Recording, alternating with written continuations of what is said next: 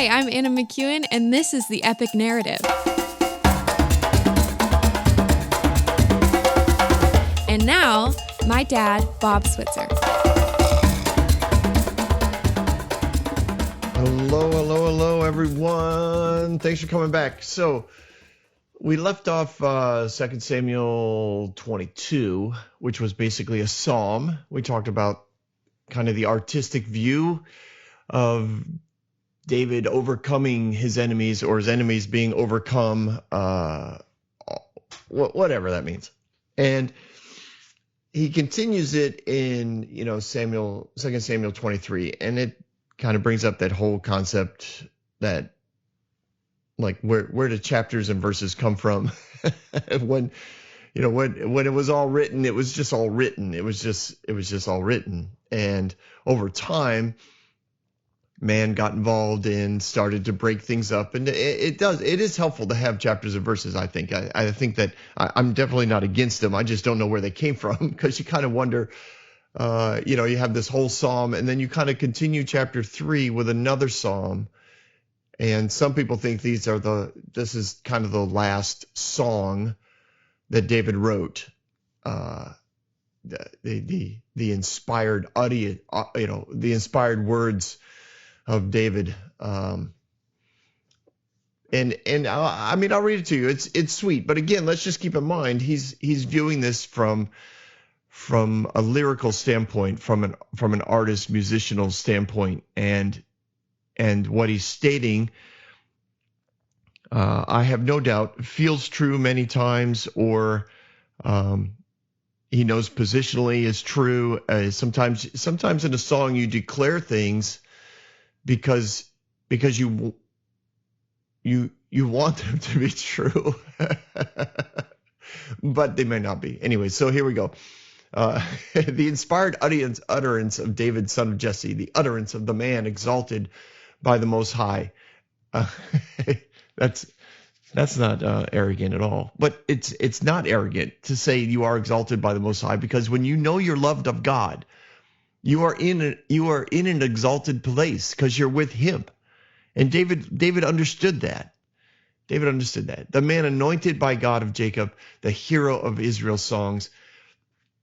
The Spirit of the Lord spoke through me. His word was on my tongue. The God of Israel spoke. The Rock of Israel said to me, when one rules over people in righteousness, when he rules in the fear of God, he is like the light of morning at sunrise on a cloudless morning, like the brightness after a rain that brings grass from the earth. If my house were not right with God, surely He would not have made me part of an everlasting covenant, arranged and secure in every part. Surely He would not bring to fruition my salvation and grant me my every desire. But evil men are all to be cast aside like thorns, which are not gathered with the hand. Whoever touches thorns uses a tool of iron or the shaft of a spear, and they are burned up where they lie. So here's David. He speaks of God, right? He gives glory, honor to God. He talks about how the Spirit of the Lord was on his tongue. In other words, these are the words of God. These are irrefutable, undeniable. Do not question me. I am the anointed one. And what does God say to him? He says, listen, if you rule over my people in righteousness, when you rule over them with the honor and respect of me, then you become like a morning sunrise. You become like the brightness of the sun after the rain. You draw life-giving flow from the earth. You make things happen in a beautiful way.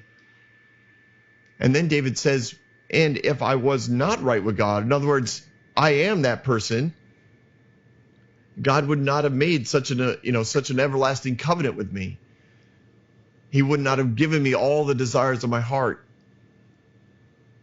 It's beautiful the way he sees it. It really is beautiful, and we can join in with this. We can enter into this along with him. We can look at this and say, you know what? God feels the same way about me.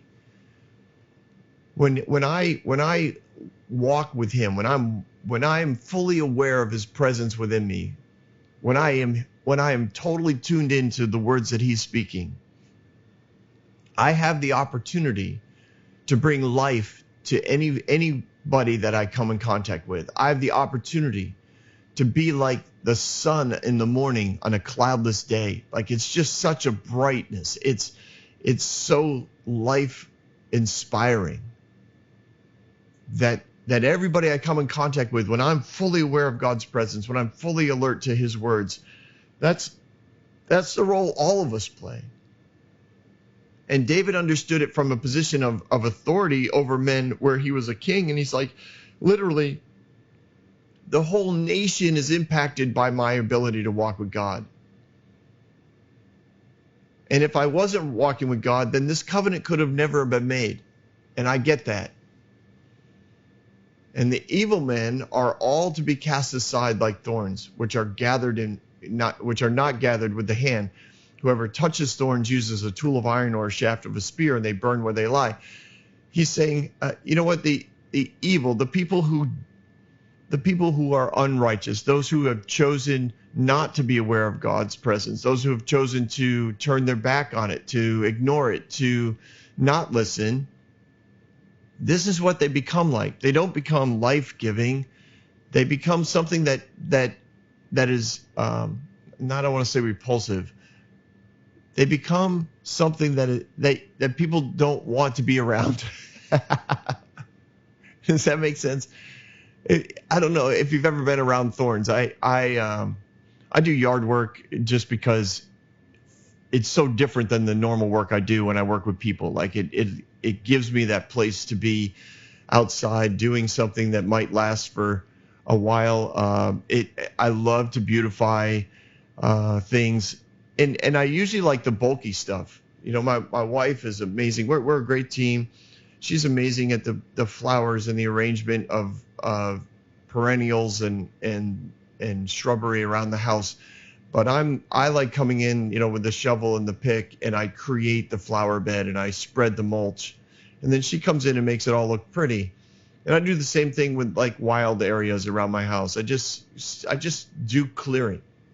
Anyways, I don't know why I'm telling you all this. Oh, because of the thorns. So there was a huge briar patch in a particular area on my front lawn, and you know, at first I thought, I was hopeful that it might be like you know, black raspberries or something, but it wasn't. Like, I let it grow for a year and it was like, oh no, it's just briars. It's just big, thick, purple thorn bush nastiness. So I waited till winter when all the leaves were gone and I could get in there a little bit easier, and I started to take it down, but I had to wear thick leather gloves because touching them was really difficult. And I used an axe, and I just started chopping at the roots. And it's not like even unlike regular brush, so to speak, bushes or small saplings or something, when you chop them down, you grab them and you drag them somewhere, put them in a pile, or create a mulching area with them, or you throw them in the chipper. With thorns, they just, like, you can't just grab them or gather them up because it's painful.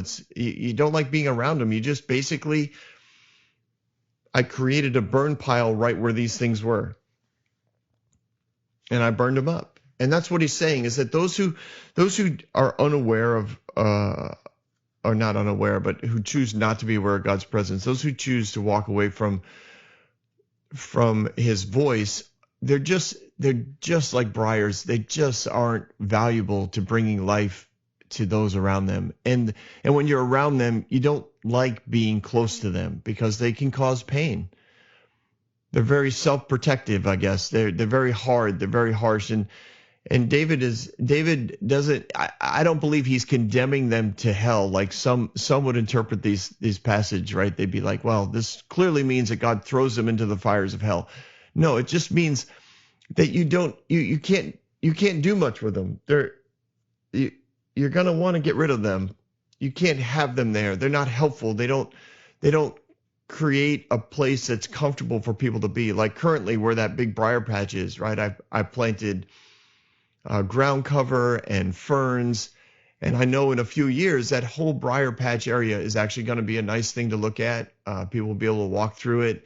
Birds and other things will be around. It's a way of creating a life-giving view rather than something that you'd be like, oh, yeah, don't go down there. That's all, what did my mother use? Prickers. Those are all prickers. Stay away from there. You'll get hurt. You're going to get hurt by people who aren't moving in the vein of love that God is. And that's what David's illustrating in an artistic way as he's theoretically writing his last song. I don't know if that's true or not. It's just the way it's noted in most Bibles, that this is his last words. So we'll see. We'll see if it's true or not. We'll have to, we can argue. We can argue about it. And I'm not going to argue, actually. Whatever. It's fine.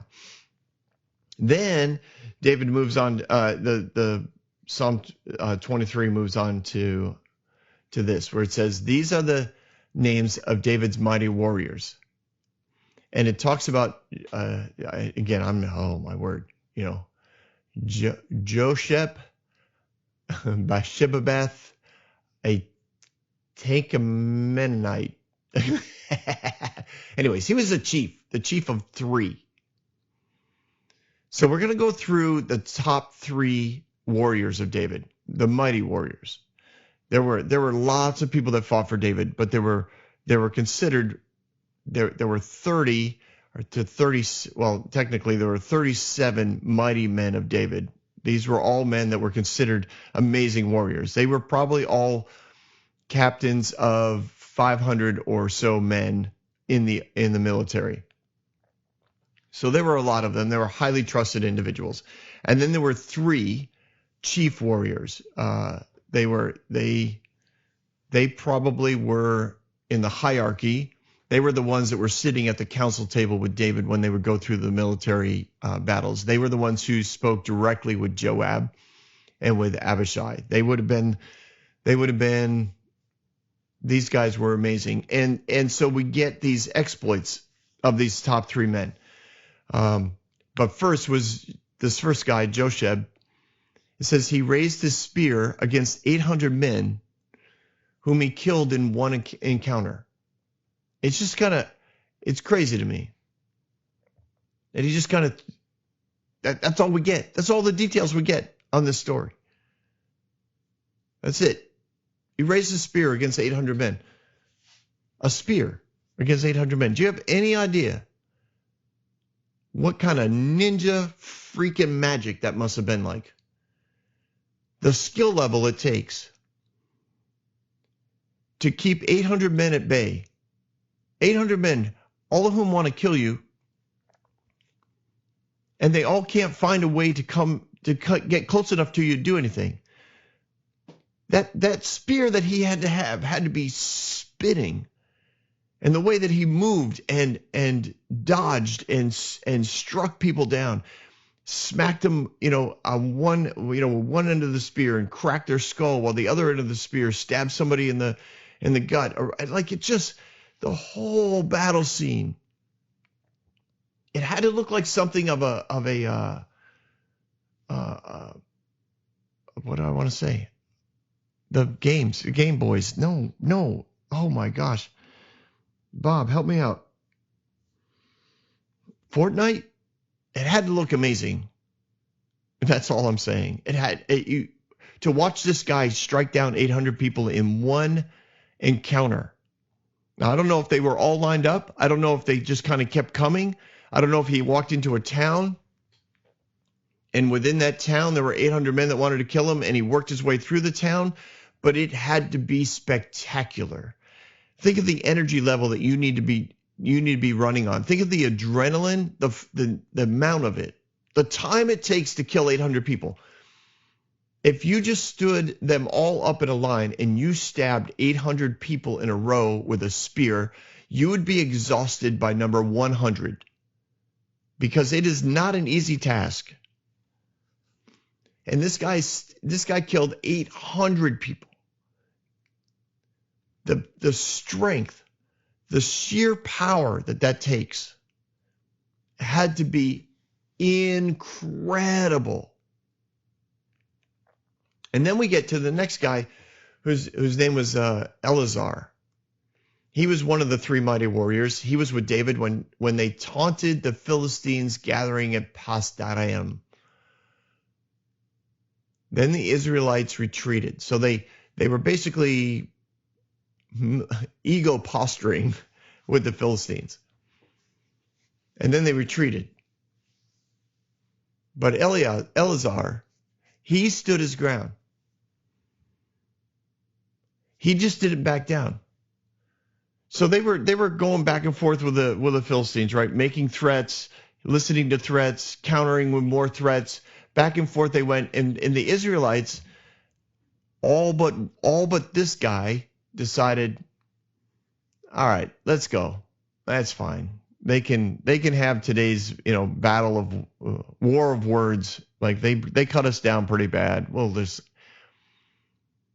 but Eleazar was like, nope, I'm not leaving. I'll take them all on. And he did. It says he struck down the Philistines till his hand grew tired and froze to the sword. And the Lord brought a great victory that day, and the troops returned to Eleazar, but only to strip the dead. So he basically took on whatever garrison, whatever troop, whatever battalion of Philistines were there that they were kind of going back and forth with. And David and his men were like, all right, we'll just call it a day. We'll leave them go. And Eleazar was like, nope, I'll take them on. Now, I don't know how far away David got, but I'm guessing he got pretty far away because it says by the time they returned, everybody, the whole garrison was dead. And basically when his hand was frozen to his sword. So that means, and in other translations or in other passages, it talks about the fact they had to peel his hand off the handle of the sword. He couldn't let go. It was frozen there. It had gripped it for so long, and he held it so tightly. And it took so much energy to stab and cut and stab and block and parry and dodge and stab again and cut and slice and hack. And I mean, just on. And I can't imagine what this sword must have been made out of. Hundreds of men died on that battlefield, and he was the only guy that was killing them. That had to be so intimidating. By the time he's getting toward the back end of the garrison, by the time because they time when you attack one guy, you tend to send your better guys out front because you want this to be a quick battle. You think this is going to go quickly, and then your better guys keep dying, so you keep sending more and more people in. By the end of it, you're not dealing with guys who have a whole lot of experience or a whole lot of military skill, and they're dying really fast. But the commander of the Philistines had to keep sending them in, thinking this can't go on forever. This guy can't keep lasting. Eventually he's going to get exhausted, and he gets exhausted, but he doesn't stop. His hand literally won't let go of the sword. And by the time he's killed hundreds of these people, and they leave the battlefield, David shows back up with the rest of the troops, and they're like, oh, whoa, well, then I guess we'll help you strip the dead of all their valuable swords and spears and arrows and armor and shields and gloves and shoes and whatever else is out here. And he was one of the top three. And next to him was a guy named Shammah, son of Agi, another Hararite. I don't know what that means. And when the Philistines banded together at one place where there was a field full of lentils, Israel troops fled from them. But Shammah took his stand in the middle of the field. He defended it and struck the Philistines down, and the Lord brought about a great victory. So this probably has to do with a large money crop. And the Philistines had sent a raiding party, probably of several hundred people, to kill the farmers, to take, basically to plunder the land and take this valuable crop, so the local villages would become destitute, so that the nation wouldn't have as much to eat, so that their nation, the Philistine nation, would have more to eat, and then they could sell it and they would have the profits. Like this was a regular thing. But this guy, Shammah, he's like, no. And he stood in the middle of the field. So I'm guessing these guys are coming at him down the various rows of lentils, and they're working their way through, and he just starts knocking them off, and he won't back down. And I'm guessing he got grazed by a few arrows, but again, most of these Philistine warriors would have been coming at him with the concept like this guy can't last forever. I've got more energy than him. He's already killed a dozen people. But he continued to strike them down, and it was a great victory. Why? Because not only was there a great number of people that died, but the fact that this money crop was saved by one man who took a stand. And then we get this great story, and I know that this story is often recounted, but it says, and during harvest time, 3 of the 30 of the chief warriors came down to David at the cave of Adullam. And while the band of Philistines was encamped at the valley of Rephaim, and at the time David was at the stronghold and the Philistine garrison was at Bethlehem, and David longed for water, and he said, oh, if someone could just get me a drink of water from the well near the gate of Bethlehem. So the 3 mighty warriors, the 3 guys we just talked about, broke through the Philistine lines, drew the water from the well near the gate of Bethlehem, and carried it back to David. But he refused to drink it, and instead he poured it out before the Lord. Far be it from me, Lord, to do this, he said. Is it not the blood of men who went at the risk of their lives? And David would not drink it. So we get this picture of the mighty men of David. And again, remember that these stories are written to give us a concept of the culture of the men.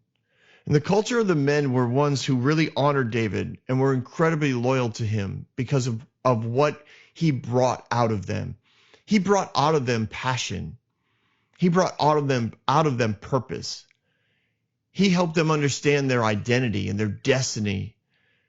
He taught them a culture of honor where they weren't out for themselves, but they protected those that were in need. They protected those who were in fear. They protected those who were being unjustly, stolen from, or where their crops were being destroyed. They were like, no, we're not going to stand for injustice. We're not going to stand for dishonor. We're not going to stand for the lack of purpose. We understand what our role is, and we're going to stand for it. Those are some of the qualities that David was imparting to these men. And remember, these men, when they came to David, when they first showed up, we were introduced to them, right? David had left Gath. He goes to the cave of Adullam, which was this huge. It was big. It was a big covenant, big convoluted. No, big. Man alive, Bob, you are not helping me out. My engineer's like completely silent. He's just sitting there saying, "No, you come up with it yourself." Anyways, there was a lot of caves at the cave of Adullam. There was a network. Thank you. There, now see, you felt bad for me, didn't you? Bob, always coming through. A huge network of caves at Adullam. So David shows up there, remember, and what is all the destitute people, all the depressed, all the destitute, all those indebted, ex-convicts, everyone that Saul was after, those are the people that come to David. This is where the 3 that we just read about come from. This is what David imparts to people. They come to him destitute, desperate, in debt, fugitives, and they develop a sense of passion, of purpose, and of honor. They become defenders of the weak. They become defenders of justice. They become lovers of God. They become worshipers of who God is. And what that means is that they become aware of God's presence. They become aware of their creator that created them to be beloved children of God. David imparts that to him, not just in teaching, but in life. He doesn't just tell them about it, he lives it. David teaches them also how to do battle. He teaches them how to govern. He teaches them how to lead men who were like them. David doesn't just put people in charge of his military who are really good warriors. He puts people in charge of his military who also have these innate characteristics. People who have become connected to who God created them to be. This is an amazing testimony of David's leadership skills. And these three guys show this great transition, this great transaction, this wonderful testament of their journey from destitute, indebted fugitives to people who were powerful and willing to sacrifice their lives. Every one of these guys, every one of these stories we hear about these guys, every one of them could have died. Every one of these stories, they know they could have died. They didn't go into these stories thinking, all right, I'm going to take on these 800 men so I can become famous. I'm going to stand my ground against this Philistine garrison because I'm tired of taking their crap. And their raiding parties are destroying our land, and I don't care if the rest of the army does walk away. I'm taking them on. I'm going to stand in the middle of this lentil field because these farmers worked hard for this. This is their livelihood. This is their families. Their children are going to suffer if these lentils get stolen by the Philistines. I will not stand for it. I will die on this ground. And they took on the battle and they won. Now, in every case, David gives God credit for that. And again, we have dealt with the idea that God taking sides and all that stuff. It's not, God doesn't take sides, but David does give glory to where it needs to go. He doesn't just say, these guys were mighty warriors. He's like, but God gave the victory. Like, you do the work, but you understand where your passion comes from. You understand where your strength comes from. You understand where your idea of justice comes from. You understand where your identity comes from, and you stand in it. And if you do the work and you die, that's not the issue. The issue is you did what you know to do is right, and you do it well. It's not a matter of whether or not God's good or not good. You just do it well. And these guys did each one of these things well, and they won great victories. Now, the three of them come to David when David's at the cave of Adullam, and the Philistines have their garrison out near Bethlehem, and they're just running raiding parties around the country, and David knows it, and so he's attacking them. So the three of them come to David, and they're like, so, what's going on? And David's like, man, I am so thirsty. I mean, they have water at the cave. It's just David's longing for something that he remembers to be so refreshing and so tasty, and that was the water from his hometown. And I know a lot of people that are particular about their water. I mean, they'll tolerate anything, but they have their favorite kind. You ask people about bottled water, right? There are some bottled water I just don't like. It's true. And I mean, I'm not going to say it here because I don't know if I get in trouble. I don't know if I can say it in a podcast. But there is a particular kind that, well, there's two actually. If they're out there, I just man, it's. Ooh, I know it's good for me, and I know I'll drink it, but I don't like it. But man, there is another kind.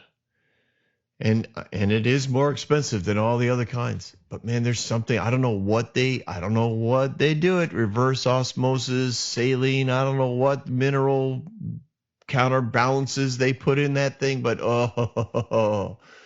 that's some good water right there. I will drink that.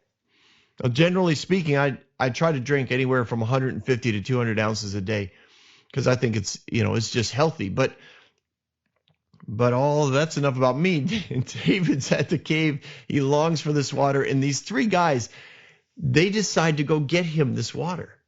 They know what it means. But there's something probably about the challenge of it. But even more than that, it's the idea that they're going to do this for their friend. They're going to do this for the leader that gave them purpose. They're going to do this for the leader that helped them understand their identity, that connected them to a God who never leaves them. They became aware of a passion that rises within them when it comes to justice and loyalty and honor, and something that's actually worth fighting and dying for. And they found out that this guy wants a particular glass of water from a particular fountain. I know it's not a glass. I know it's probably a big skin, a bag of animal skin that they're going to fill up with water. I know. But they know David wants it. And so they go get it. And it says they broke through the line and they drew the water from the well and they carried it back to David. This was a quick mission. They didn't take on the whole garrison. They just took on the guards on the outside. And you can imagine after they've destroyed those guys and they just run to the well and they get a bucket of water basically and they run away. I mean, what were the Philistines looking? I mean, they didn't know if they were under attack, and then they're not under. Are there more of them? Like, where's the rest of the army? Like, why do they need water from here? Like, there's other wells.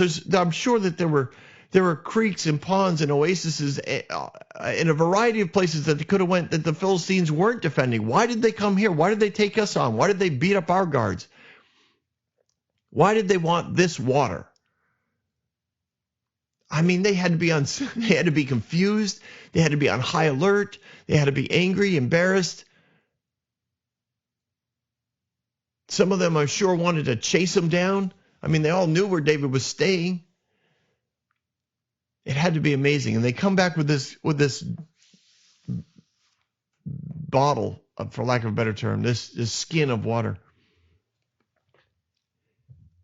And you picture David doing whatever it is, he's doing, talking with his kids or one of his wives, or hanging out with, with some other men. Maybe he's talking to, not Abishai, Ahithophel.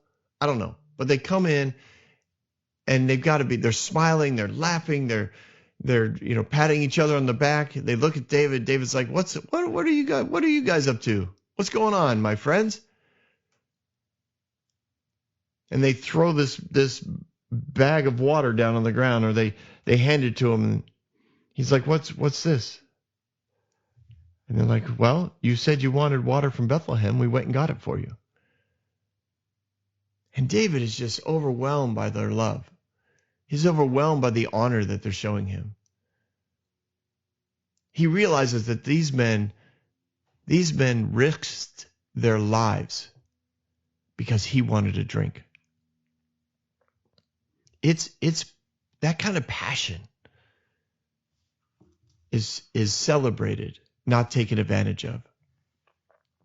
There's many leaders that would look at that kind of passion and they would say, yes, that's what I need to move this vision forward. That's the kind of following I need. I need people that are willing to die for this cause.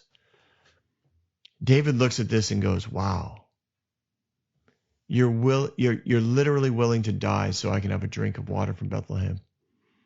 Like that deserves a special sacrifice to the God who brings this about. Like David recognizes the journey that these men have been on. He's been a part of it. And now in honor of their journey, he pours the water out as a sacrifice to the Lord. Far be it from me to do this. He said, I can't just drink this. You guys risked your lives for me. We are going to honor the God who's brought you this far. We're going to honor the journey of your awareness of God's presence in your life, the kind of love that this kind of action comes from. I mean, that's deep love. That's intense love. And David recognizes that. And that's why he pours out this drink offering to the Lord. These men, I'm sure they would have loved it if David had just drank the bottle right there in front of them.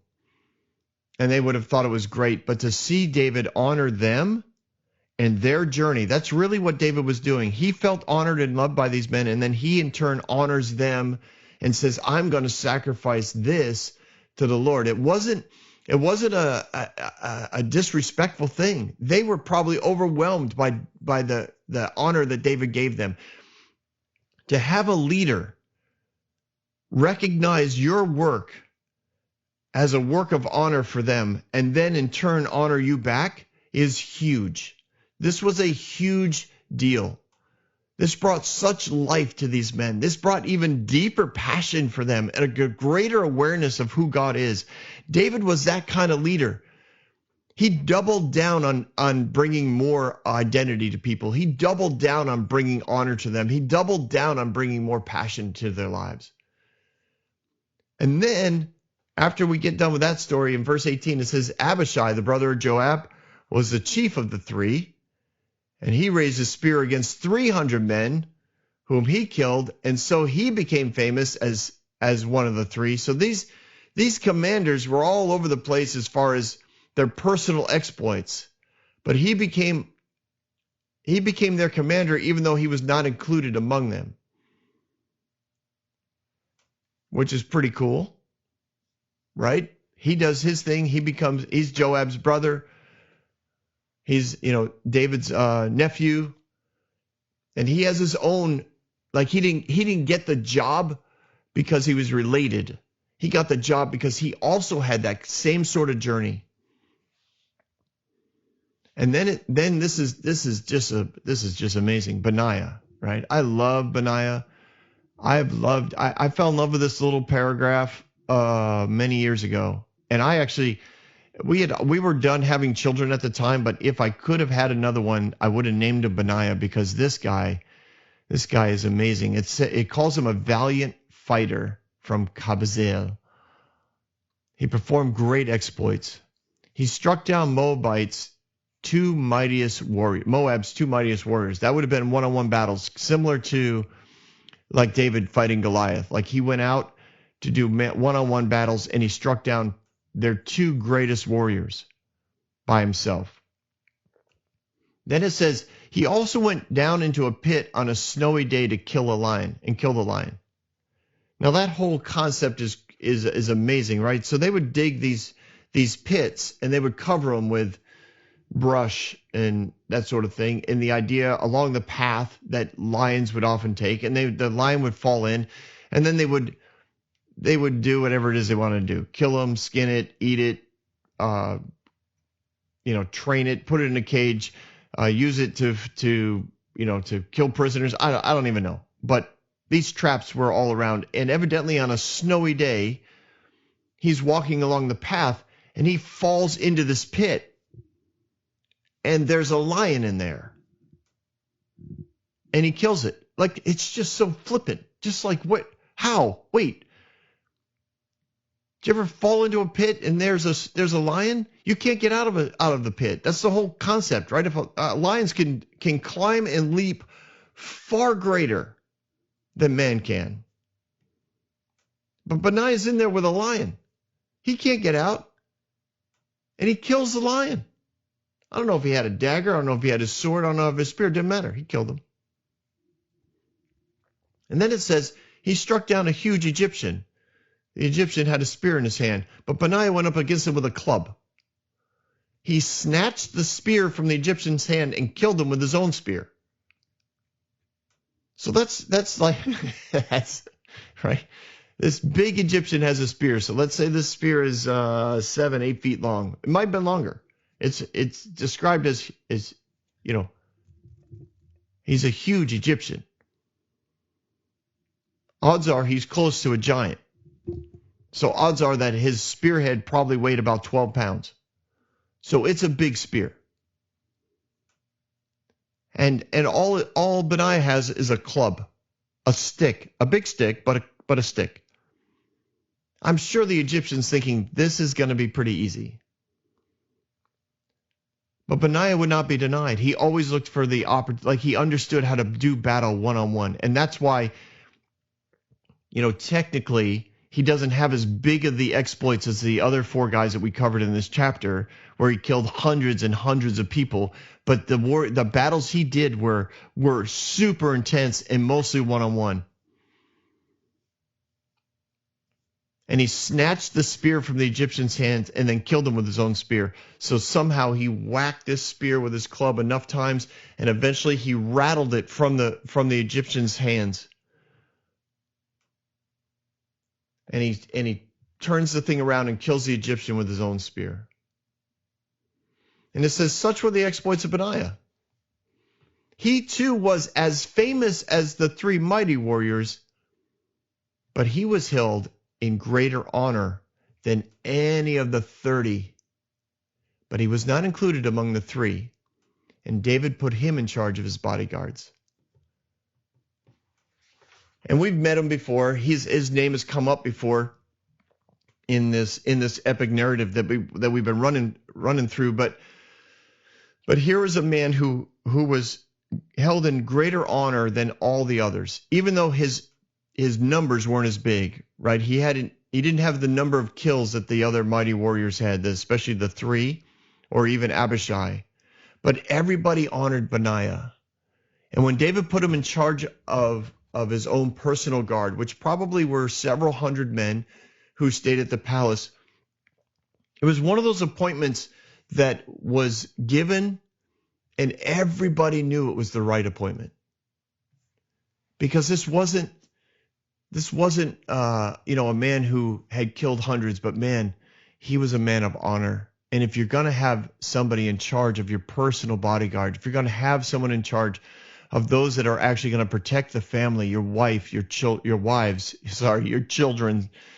and their children, government officials, if you're going to protect ambassadors and emissaries and wealthy merchants from all over the world, you want somebody who is a man of honor, somebody who understands how to love other people and sees the good in them. Somebody who's going to help along the journey of those that they oversee, that isn't just going to take advantage of them. This was a man who everyone loved. And that's why he was in charge of David's personal guard. And then it goes on to list the quote, the other 30. So there were 37 in all that are listed. So clearly periodically, I'm guessing somebody would die, or another person would earn their way into this roll of 30. But it's often known as, or noted as, the 30 mighty men of David, even though there were more. Just slightly more, but slightly more is slightly more. And every one of these guys started out with David in destitution or in debt or as fugitives, homeless, refugees. You look at the list, only a few of them are from tribes of Israel. Most of them are from neighboring nations, from large family units, people that kind of lived in certain areas of the country, but they weren't what we would call of the Hebrew nation. But you see, David understood the position of God. God didn't look at these people like, well, they're not my people. David, what are you doing? I want only Israelites to have places of honor. No, there were Ammonites and Hittites and Erithites and Camelites and Shabbalonites and Baramites and Netrophites and Herotites and Hishitites, and I mean it's like ridiculous, all the tites it is, which basically is a family. They were from all over. They were all foreigners, all destitute, all refugees, and David had God's perspective on them. And he honored them for who they were, even though they didn't recognize it. He honored them as children of God. He honored them as people that God had created, that God gave purpose, that God gave a passion to, an identity to. And David's like, I'm going to pull this out of you because I can see it. And in response, all of them became defenders of justice, defenders of honor. They became defenders of the poor, defenders of the weak, defenders of the defenseless. They became visionaries of what David was looking to create if he ever became king. that he was going to create a nation whose culture was one of honor and one of love for God, whose culture was one who worshiped a God who never leaves them, a God whose presence is always available. They got that vision. They got that from David. David is that kind of leader. He didn't just tell them, this is what I need done. This is what I want it to look like. He embedded in them such understanding of the heavenly perspectives that they knew that heaven, that David was looking to bring heaven to earth. And so anything that did that was something that they could get behind. And David was that kind of leader. Honestly, he was an amazing king, an amazing leader of men. I know he wasn't a great father. I know that. We've already covered that. We'll actually see another picture of that coming up. I know he didn't make 100% positive, awesome decisions. I know that. But when David sat in the presence of God, he saw himself the way God did, and he understood, listen, I've done an amazing job here. God has worked amazing things through me. Because of who he is, I'm able to do these things. And that's not pride, because God will do that for and with anyone who lives with that awareness of of God's presence, who lives in the awareness of God's presence. It's just the way God is. And you look at this list of men, and every one of them holds a story, every one of them holds a journey, every one that holds a testimony to the leadership skills of David. And where did David pick these things up from? Not from his father. He picked them up from a mom who did her best to help him see that he had destiny on him. He picked them up mostly, I think, from being in the presence of God, from understanding God's perspective on circumstances and on people. And David was able to pass that on. He led out of his own identity, but he didn't use his identity as an excuse to say, well, that's just who I am. David understood how to allow the presence of God to bring life and honor and love to many men and many women who were nothing like him and did things completely different than him. But somehow they could work together because David was that kind of leader. He's honestly an amazing character. And this whole list is just racked full of opportunity for us to recognize that. And that's why it's there. It's there to honor David and his leadership skills. So I hope you picked up some of that today. And we will continue the story. We've only got a few left, really. I can see the end. I really can. I think I'd tell you how many we had left, but I know me better than that. I know how many pieces of paper I have left, but I can't tell you how many episodes we have left, because sometimes, I get stuck on things, so it might go longer. But it's close. It's close. Trust me. Thank you guys so much for sticking around. Have yourself a great day.